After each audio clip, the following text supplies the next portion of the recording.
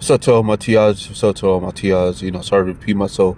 Sometimes this delays a little bit, but I wanted to ask y'all, should cops be abolished? That's a good question I had with a professor, and he's a psychologist. He tells me that, psychology, no, there's no right or wrong, right? So there's no right or wrong. Psychology started from being soul, and then they started to study people, like behavior and the mental process. Like I said, it's all a theory. So I'm seeing what he's telling me, and I told you it's based on the theory. So stop believing psychology. It's a respected field now, but it gives you, I got come across them, and saying I ask people questions that, somebody that knows a professor, and you come across him, and he tells you straight up, there's no right or wrong answer, or there's no right or wrong. We don't look at it like that. We study the behavior and mental process of people, and I told you this because listen, there's many people that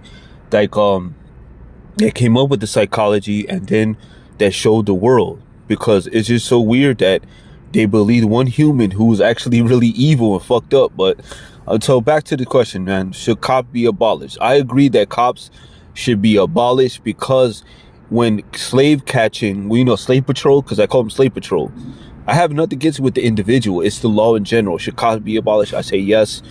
But living in this today and age, it's a huge question mark of how cops and the law have pulled people over for the littlest things and then wind up killing them on some, like, the law. Either the question mark is, going back and forth with the officer who has the power to take your life, which is sad.